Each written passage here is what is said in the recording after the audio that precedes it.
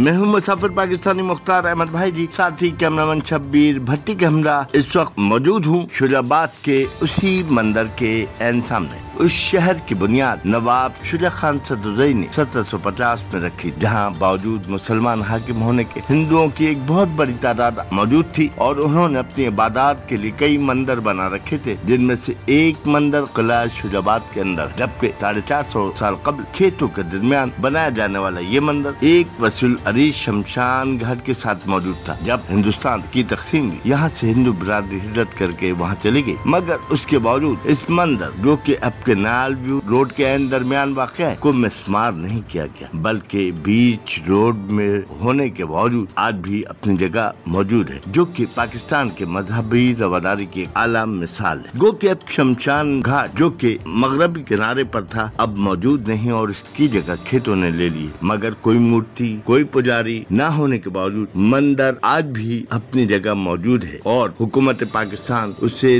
तारीखी विरसे में शामिल कर चुकी है और उसकी तामीर के बारे में सोचा जा रहा है।